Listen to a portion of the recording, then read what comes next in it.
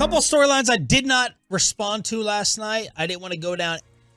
Bobby, what you're going to learn about me is my moods are, well, you may already know this. I think I know. They are wildly predictable based upon Cowboy wins and losses. Mm-hmm. If my wife wants to get something out of me, I'll purchase something else. Oh yeah. Credit card. What would the other thing? It would lead to numero dos, maybe. This is the time to do it. This is the time to strike. I slept on the couch last night because little one was sick. I don't care. I stayed up late. Do not care. All the worry. Do not care. My mood is way too predicated on wins and losses. So today I allow very little negativity. And on social media, I wasn't going down any rabbit holes. Here were the two options, though. Mm-hmm. One, Mike McCarthy versus Kellen's offense. Choppy, admit it. Admit it. Mike McCarthy is the man. Kellen Moore overrated. And number two, people were they tried to bait me. I wasn't doing it. Trying to pick at Dak Prescott a little bit for that performance. But let's start off with McCarthy versus Kellen. As yesterday, the game of the day was Chargers-Dolphins. Holy crap, was that freaking fun. And good for Tua. I'm so happy for Tua after everything he went through last year. NFL, AFC Offensive Player of the Week. They have a 3rd and goal at the 5-yard line going in. Flips it to the corner, and it's caught! Tyreek Hill, touchdown! Who else can you beat in a game? My gosh. Tyreek Hill, again, what a throw. What a throw by Tua. If you had Tua and Tyreek on the same team, congratulations. Dolphins rated with a call. Tua, 466 and 3. Tyreek, 11 for 215 and 2. As he says, the goal this year is to have 2,000 receiving yards, and the Miami Dolphins win a thriller over the Chargers, 36-34. How is the Chargers offense going to look with the great Kellen Moore over there? Justin Herbert, 23 of 33, 228, 1 touchdown. They ran for 234 yards. They ran for 234 yards. 40 rushing attempts to 33 passing attempts for the new school Kellen Moore. How about that? Listen, you can have your Kellen Moore, thank God he's gone conversation someday. It ain't today. They converted. They moved the sticks on 83% of their possessions. You mean first down? 83. Yeah. They moved. I saw this stat. I am blown away. The Miami Dolphins on first down. What percentage of first down plays did they get a first down on yesterday? Don't say 70. 40%. 40% of first down plays, they got a first down. Yeah. That is insanity. Yeah. And the Chargers did it on 25%. That's insane, too. Yeah. And then 56% of second downs. And then 83% of third downs. Like, that was one of the most, like, Kellen, you can have your Kellen Moore is not a good offensive coordinator conversation at some point. You can't do it today. And spare me, Michael Lombardi, that, well, they didn't win the game. Pretty sure he put up 34. He was in the lead late. And then the defense let it go. Like, that. This ain't the day for that. Tua made an amazing throw. That was an amazing game-winning throw. Yeah, they had a 47% success rate on third and fourth down of converting that, and 62% on first and second. Like, this is not the day for the Kellen Moore, thank God he's gone conversation. We may have it, because they'll put up a stinker. Sure. Then ain't today. What did everyone notice, X's and O's wise, schematically different about the Cowboys offense with Mike McCarthy calling the plays at 877-881-1053, truckwreck.com text line, and we'll take Cowboy calls at 8. I will say absolutely nothing. Because I don't think it's possible to see it. Because it's confirmation bias. If you want to see something different, you'll see it. If you don't want to see something different, you won't. Because you would have to go back to every other play that's ever been run and say, okay, what did Kellen run in a 16-point game? Okay, what did he run in a 7-point game? What did he run in when you're up 19-0? Like, it's just impossible to know. So I hate to throw cold water on it, but like, I don't know, especially from that game, they didn't show us anything good. I didn't want them to. Like once the game got out of hand, put the playbook in your pocket. I there were subtle things I think you could see. I mean, like, for instance, you guys saw that pick play. That was not something that was like that kind of a route concept was not typically going to be in there. I think you saw the slant flats that we've talked about, that those were going to be heavy. Michael Lombardi even referenced it, when he came on, that's heavy in his offense. You saw that very first play, the quick flat throw to Jake Ferguson, and that's going to be in there a lot. I don't know if it felt like it to you guys. I'd have to look to make sure, but I'm pretty sure what we had anticipated ended up being true, which is I don't think they were using motion nearly as much as they did typically under Kellen, but it was little subtle things, and I think most of them, if they got pointed out, you'd go, oh, okay, I guess if I think about that, that's what it is. But they would say that it's those subtle details that they think will make the difference. Here's the way I'm judging it, and I'm going to need this stat throughout the year of, you know how they do like average time to throw with protection? I'm going to need like how quickly that ball is coming out, the Tom Brady stat for years. Now, look, that may not be a direct tie to the offense. Here's the way I'm judging the West Coast offense with McCarthy. How many steps in the drop back is Dak Prescott taking? Last night, in my opinion, and maybe this is because confirmation bias, I wanted to see it. It felt like it was 3 steps out. It felt like it was up, out. That's what I want to see. In my opinion, Dak Prescott, when he gets, like all athletes, when they find their rhythm, Dak Prescott can play like an MVP. And I think Dak has a wart in his game of having a little bit too much time sometimes to decide and going 1, 2, 3. I think Mike is trying to take that away a little bit by saying, bam, you go to this, bam, you go to that, and you do it on the 3rd step.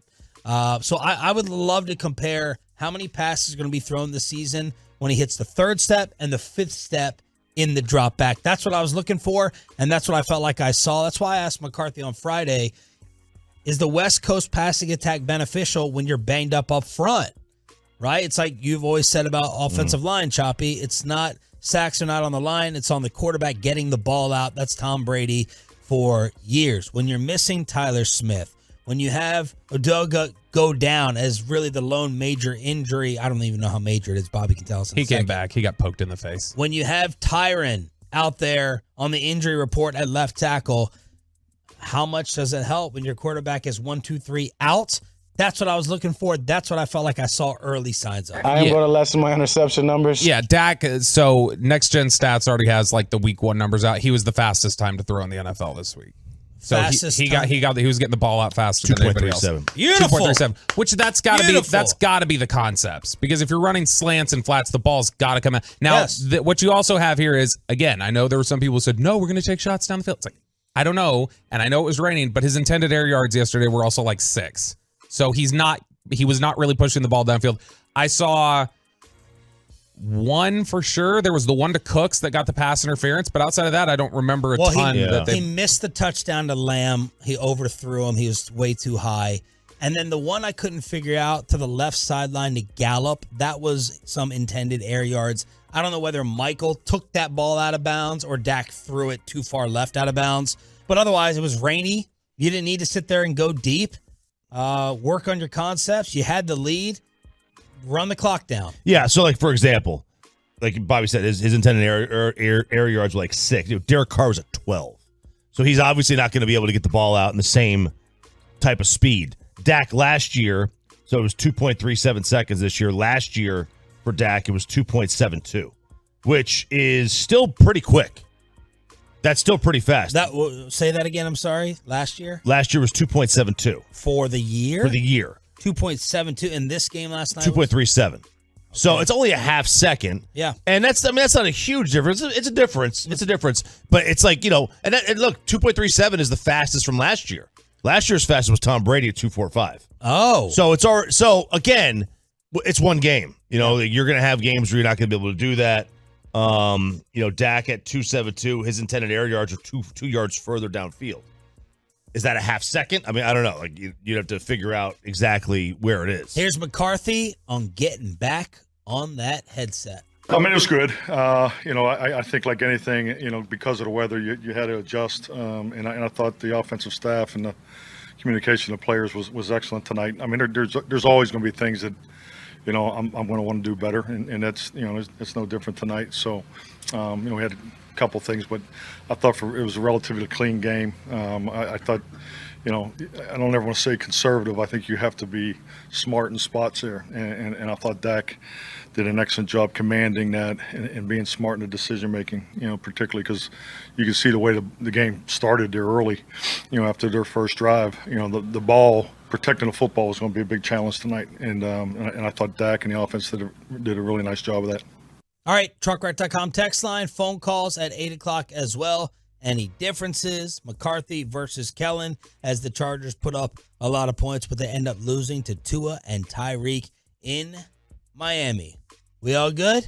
You ready to brag? You ready to turn the show over to you? I'm ready to brag. I will just say that I think that the grade, just one last line on this, the grade on or the takeaways from McCarthy's offense week 1, I don't think you can say, thank God we don't have Kellen anymore. I don't think you can say, dear God, please bring Kellen back. It's incomplete. We don't know what it looks like yet. I agree. And let's not forget, this was 14-0 without the offense. Yeah. Now that's not a knock on the offense, but that changes everything. I'm not having a total complete meltdown. Well, I would like to think I'd be a little bit more reasonable Giants fans than these idiots who thought that they were going to win the East or be second over the Cowboys, and that last year wasn't a fluke. That's why we're here, to give you the dose of reality. But I'm not having a total complete meltdown if I'm a Giants fan, just with the way that game started and went in the rain and with the conditions. I'd have a meltdown over Dayball, putting my freaking brand new quarterback contract out there in the rain and calling design runs with your pathetic playbook. That's all you have. Like you're playing high school on a Friday night, running your quarterback and having the man get destroyed and crushed with pellets all up in his face. That is what I'd be furious about if I'm a Giants fan. One, do you envy Brad Sham for having to say that name? Like, do you envy him trying to make it sound like it was rolling off of his tongue? Do you envy that spot? Because I do not. No, okay? That didn't go super well. The other question there is, do you think he thought, I will have to say this name at some point today? Like, I feel like he was like, dude, if you know what, I'm going to learn the name. I know Brad's really good at what he does. Yep. But I think he was like, you know what, I'll know. But you know what, he's never going to play a game let alone make a huge impact play. Apparently, Brad in the post game said that he had practiced it all week. I bet, man. I bet. He did say, because I was listening to the game in the car, he did say after that play when they came back from break, he said it correctly, and he was like, I really didn't think I was going to have to say his name today. Yeah, and because I would, again, nobody probably would have gone into that game going, he's going to make a massive play to start the Cowboys season. And one of the things is, and there's certain names that, like, if you practice too much, then when the moment gets there, you're like, I can't screw this up because I've practiced this so many times. Yes. And so I do kind of get that, but yeah, that one pronunciation. That pronunciation wasn't as good as the play itself. I think we can all agree. Dude, now, the on that play specifically, Kevin, Wanye Thomas makes the block. Wanye Thomas. Then down, like, you go watch this, Mike. I got a picture of it if you haven't seen it yet. He makes the block downfield also. He didn't block it and pick it up and run with it. He blocks it. Somebody else gets it. And he's like, I still have more to do in this play. Makes a huge block downfield. It's awesome. Man, I like this, Mike, because you always ask this question from the 469.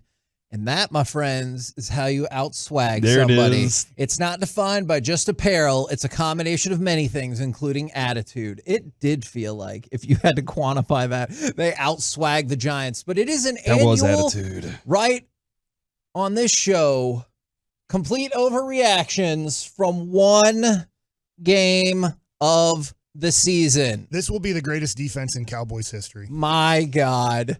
And Cowboys history. Lilly. Take that, Randy White. You're just saw Bob Lilly at the Dallas Card Show. Take that, dead Harvey Martin. Okay. Well, he is dead. I don't know how he can't hear us. Okay. Or can he hear everything? Oh, that's a good question. So. Okay. Well, I mean, I think whatever place he's at, I don't think that. You don't think there's people much in heaven are like I don't think focused in on on all hearing. Yeah. On like, wait, what happened in week 1? Yeah. I like that idea. Hold on. You think, like, based on what you saw, you like the Cowboys defense that much right now? How many other people are feeling that same way right now this morning? That because people were saying it last night at Old 75 with me, man. People were like, look, this is the best I've ever seen. They were excited. Super Bowl was coming out of everybody's mouth last night. Hey, look, people had drinks. I get it. But also they were up 40-0. So, and it looked like the Giants center was drunk for a second on that one snap. From the 214, it was the MetLife Massacre from the 817. All right, I'll overreact. Doomsday 3, lock it in. Man, because especially that first drive, the defense looked solid, right? Like it didn't look like it was going to take over the world. It was one freaking drive. And then the block and the return after that. If I'm Daniel Jones at halftime, I was like, don't anybody say anything to me, especially if it's an offensive line. I was like, don't effing talk to me right now. Well, Corey, I think the main thing is they got rid of the softest team in the history of football, calling themselves the Hot Boys. They weren't soft, but when you just give yourself the stupidest nickname I've ever heard in my life for a defensive football team, the Hot Boys. Did you like John-Jacques Taylor coming on saying that last week? Yeah, it was just, it is being nice. It is the softest nickname for a defense in the history of football. And so now that they're done with the Hot Boys, they can now become a great defense. They still did, though. I think they had some pictures of the Hot Boys going into camp this year. So they're like, be better than these guys. No, them, like all these guys. But I will say, okay, here's my overreaction. Cowboys aren't going to give up a point this year. All right, like they didn't give up a point in the first game. Why would they do one in the next game? For the season, they're on pace to outscore their opponents 680-0. Sounds like the Rangers. Would that be a record? Yes, Corey. That would be a record for many reasons. Can I take it down just a little bit in my overreaction then? My other overreaction is I think this is the type of defense that can hold opponents under 14 points a game. Yeah. And like I want to put them at 10. I want to say Ravens-like. And Mike, we were talking about that last week where that's what we saw. That's what we remember right now as dominant because you couldn't score on that team. Yeah. To your point, I do think the Jets will score next week. But I don't think the Cardinals will. So I think 2 out of your first 3 games, unless there's a favorable turnover for the Cardinals, sure. I do think this is overreaction time. I do think 2 of their first 3 games will be zeros for the other team's offense. I love that. One of the reasons for that is this team looks physically tough. Yeah, they're intimidating. Yeah, and on the defense, their depth is crazy. Like, I remember we talked about that a lot in training camp. It's like, you're going to have to make some cuts of players that other teams would pick up. Is you saw it when Dante Fowler, like, isn't really even, at least in my thought process going in, one of your, like, top 2 or 3 rushers. I mean, he's not. And then he's in Daniel Jones' face all day long. And you're like, oh, yeah, that's right. He can be a really productive player. I know it can ebb and flow with him, but the physicality and depth on the defense, I thought, was incredible. On the flip side, because we just need to throw this out at some point, is we don't have a tight end that can catch a football all season. What are you talking about? That's an overreaction, dude. The football was wet. Okay. Who caught the ball anyway yesterday? Ball. You know? Okay. So look at Cincinnati. They struggled catching the football yesterday in the rain. Hey, so this is overreaction. Yeah, don't tell me how to overreact. Tight ends had wet balls yesterday. Yeah. They couldn't catch them. That is an overreaction, though, Kevin. I do think that's a feeling of. I think that Ferguson's better than that on third down. You have to make. I that sure catch, hope dude. he's better than that. You have to make that catch on third down, especially when you're driving the way the Cowboys are. Yeah, Ferguson let us down yesterday because Hendershot, I know it didn't end up mattering because you scored the touchdown anyway, but Hendershot's got to catch. That's an easy touchdown right there. That was a great pass. So you're calling for Schoonmaker to get out there. You're like, hey, let's go ahead and get him going. I'm done with these tight ends. Let's get a draft pick in here and do something. Let's see it. There was a moment in the first tackle of the game. I think the Jaron Kearse makes the tackle and the flag comes out, and it was the 15-yard penalty for hitting the quarterback late and everything. I didn't mind it. I know this. I don't want this every time, okay? But in my mind, I absolutely wanted Daniel Jones to be hit early and go, I don't want to be hit again. And then for the rest of the night, he feared for his life to be hit again. I know on that drive, they looked pretty good going down the field, but the Cowboys ultimately figured it out. But I didn't mind early in the game establishing a physical presence with him. Can we do retroactive overreaction? Sure. All right. I take you to Tiki Barber last week. We brought this up, but just a friendly reminder about what he said of Daniel Jones v. Dak Prescott. I'll take Daniel Jones over Dak Prescott 100 out of 100 times. And I think most people would agree with You me. think most people would agree with you? Most people would agree Based with on me. last year, based on, I'd agree with you, but over their careers, no, I would. Based on the projection of where both of these players are going. Why would he say that?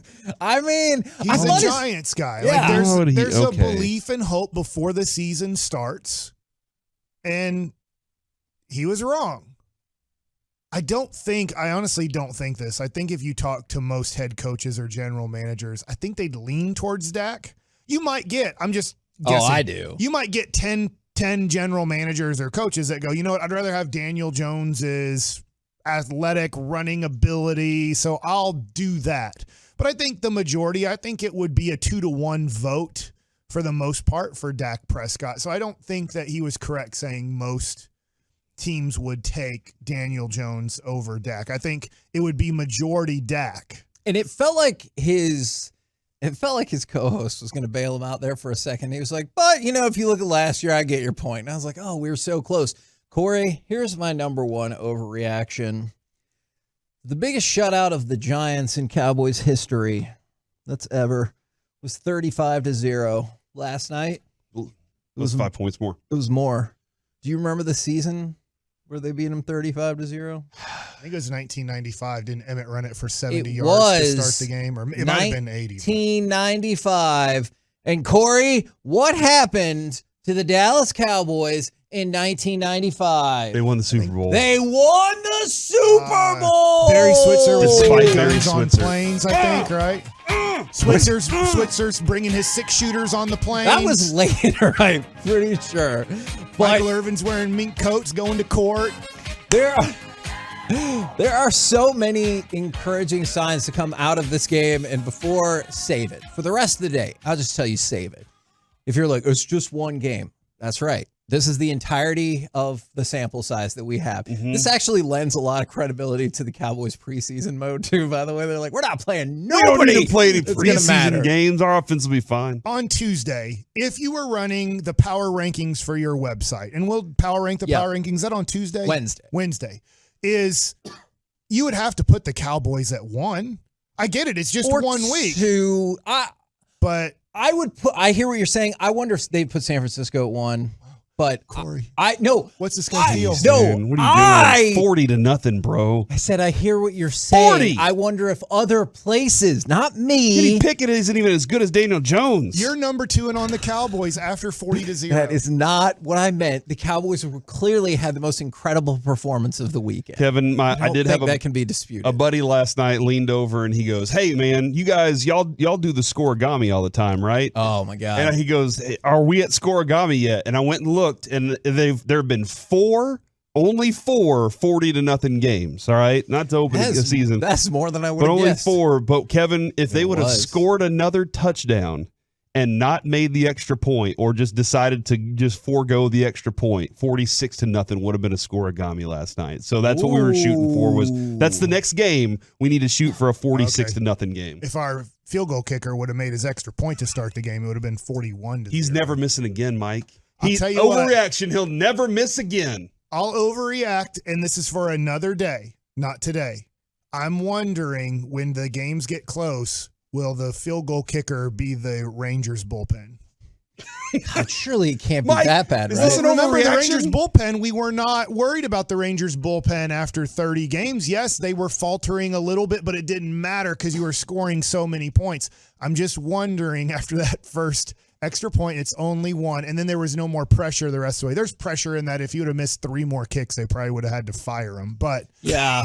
But I'm just wondering, I was just thinking of that. That's for a different time, just like the bullpen was for a different time. Don't point it out. Don't be worried about it. It'll only come out to hurt us later in the season. Yeah. And like one of the things is I do see some people still asking questions about the run defense. I thought it looked better as the game went along. Now you can make 2 arguments for that. Is that because they started to make some adjustments and they stopped letting Daniel Jones go wild? Or is it the fact that New York just stopped running the football as much or with any importance because they were so far behind in the game? It is tough to totally pull too much away from that. There was a point after they were down 16-0 and the Cowboys had been just going after Daniel Jones where Chris Collinsworth was like, look, they don't have a choice but to run the ball. They can't drop back and throw right now. The Cowboys know they have no choice but to run it, and they weren't doing it effectively. So I will argue back at that the Cowboys stopped that and forced them to start throwing again, and then it became too much for Brian Dable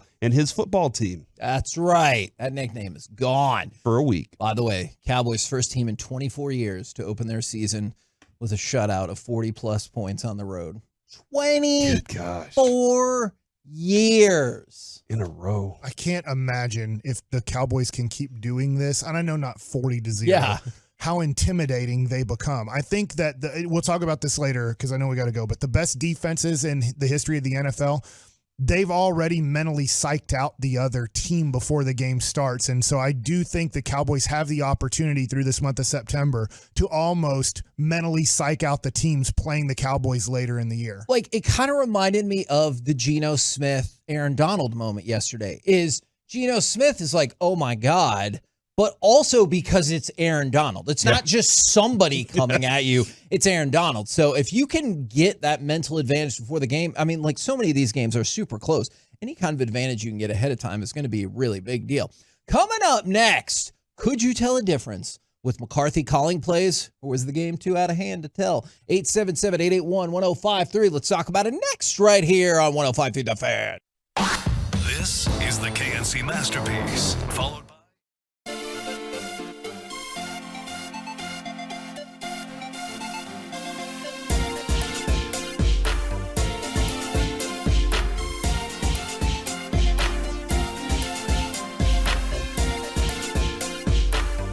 couple Cowboys things. This is from Matt Owen. Dak's time to throw for week 1, 2.11 seconds, ridiculously fast.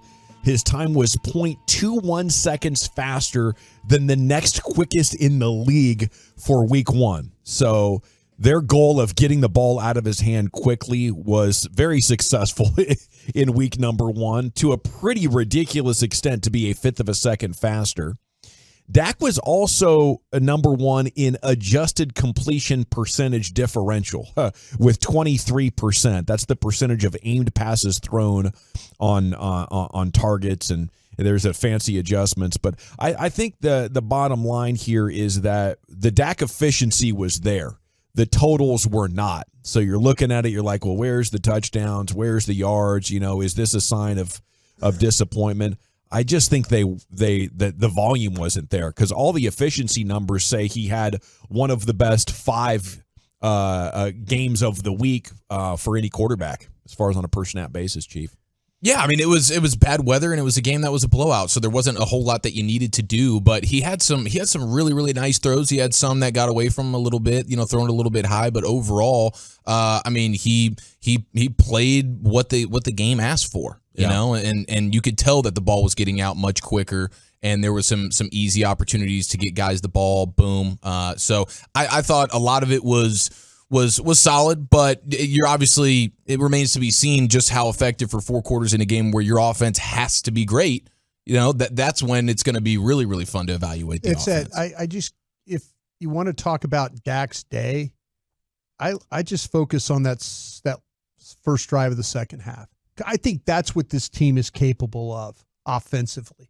The way that they were able to kind of mix and match the balance, where all of a sudden they're throwing to Gallup, and Gallup that was the only catch Gallup had all day. Yeah, but they were finding ways to get people involved, and I honestly challenged him myself. I know we were talking. At halftime, you did. At halftime, I said, hey, you come out and score a touchdown the second half. Well, I need to see something here. Yeah, because Dak didn't look good in the first half. He looked rusty. He certainly did. And it's not just him. I mean, you look across the National Football League yesterday, a lot of the offenses did look a little bit bad, but he certainly put together some of his better throws on that drive.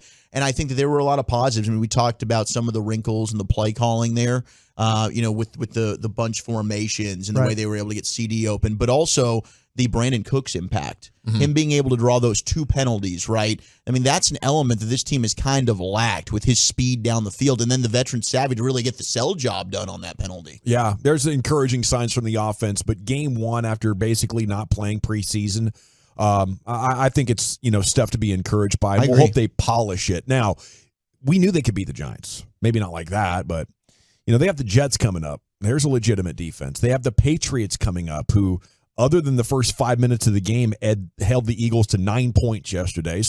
And then you have the 49ers October 8th. So, I mean, these games against the Giants, they don't matter that much. They're cool to get excited about because of how dominant the Cowboys were. But we have 3 of the next 4 games that are going to be real tests and tell the truth about, can this offense be efficient against strong, talented, well-organized defenses? Answers are coming. But, I mean, the Giants, we know how bad they are. Okay, great story from Saad Youssef on the blocked field goal that turned into the touchdown. The best thing is that Noah Igbenogany, he's waiting for the blocked kick out there, and they draws this thing up not to sell out for the block from his spot, but to get there 3 yards away and to watch in case the block happens and then be first to the ball. And apparently Sunday afternoon at the hotel yesterday, CJ Goodwin was getting all the special teams together and was breaking it down to Wanye Thomas, and these guys were in there trying to score. I don't know if it's just a coincidence or whatever, but they said their timing had to be perfect. The G-men had to be a little bit slow, and it came together exactly how they've just been talking about. I believe this is a game plan decision that they made when you watch it on tape, because I don't know if it's something that they picked up from last season that carried over to this season, or even something that they saw in preseason. But Bredesen, the guard, he plays the tackle on the field goal team, and they knew that by the way that he blocks, that he gets an extremely wide base. And he was going to go wide. Yeah. And so what happens was Bredesen was so wide trying to take like 2 that it created a gap between his right foot and the wing onto that side. And when Wanye, they evidently knew that Bredesen doesn't play with any balance, because wide base, he went forward. So now you have this hole that all Wanye had to do was jump between, because the wing wasn't in any position to block him, to like seal down inside. And he was able to jump. He got through clean. But I guarantee you it was something that they saw during either last season with him blocking there or in training camp. And we get the coordinators today. I mean, I'm sure there'll be a tweet. Maybe Bones won't want to go into it so much, but you could clearly see that they knew something to attack that gap, knowing that they were going to take advantage of Bredesen. Everything came together perfectly, that play. It kind of reminded me of Seattle making plays with the Legion of Boom under Dan Quinn, and that would have been, Cam Chancellor on those teams jumping through and making huge plays on special teams. But Bobby Wagner. It's having that same kind of feel, that same kind of vibe right now of complete dominance. The ability to be good at so many spots that now the guys that are supposed to run free and hit can really start running free and hitting. And when you can play with that kind of confidence, knowing that everybody else is going to get their guy, boy, it can make you look even way faster. And you're like, how do they keep arriving at the moment so quickly and so convincingly?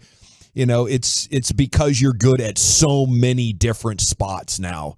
And even guys that you wouldn't think of as, hey, here's a playmaker here, they all look so solid. I mean, you have undrafted defensive players, showing up and looking to be the hammer and not the nail. They're looking comfortable, not out of their element. I think that's just a huge testament to the coaching and the depth. Well, you also think what they did in the preseason.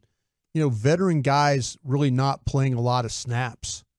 It was a lot of these guys like the Bells, the Wanye Thomases. Guys like that are the ones that played in the majority of these preseason games. Paying off now. And played most of the game. And played most of the game and got most of the work. That helps. That helps your confidence for sure. Still no word on the Mike McCarthy press conference. Okay, he should have been there by now. The Cowboys generated pressure on 23 of 37 dropbacks. That's 62%, the fourth highest pressure rate in a game overall since 2019 for any team. 8 defenders with multiple pressures, including 4 with at least 5. That was a historic game from the defensive line yesterday. Yeah, it was special, and I think, and so much of it is credit to them, obviously, and it starts with Micah. He draws the attention, and then there's just a litany of other guys that can win one-on-one matchups. But also, I think a lot of it had to do with, there was some coverage sacks. No, you'd see the all-22 that those guys, they were blanketed. Daniel Jones was looking down the field, and it's like, he's got nowhere to go. Yeah. But the rush, though, really helped. It took Daniel Jones's eye level completely out of the game. Yeah, I mean, it was a second to 2 seconds, and boom, the rush is there. But, Gilmore was fantastic in coverage. There's no question. Even the big play that they gave up with Diggs, even that catch that Isaiah Hodgins had, he was able to rally and knock the ball out of his hand. 40-0. He's still hustling. Yeah, I mean, that was a big play. Like, okay, I know I gave up a play here, but I'm going to go knock this ball loose. And that's what he was able to do. And, you got to have those kinds of things. If you're going to give up a big play, try and make a big play, Was this Micah Parsons pregame story true of him going into the Giants locker room? No, I think that's a ball from sack. Tom Downey. Yeah, it's from Downey. Yeah, though there's I don't know if the original story started as true about one particular player, and now they put that same story on just a bunch of. They've done it to a bunch of different players now. So I don't know if the original story was true about a player going into the locker room, looking another player on the opposing team in the eye, and saying like, "I'm going to be lace him up because I'm going to be crushing you all game or whatever." Yeah.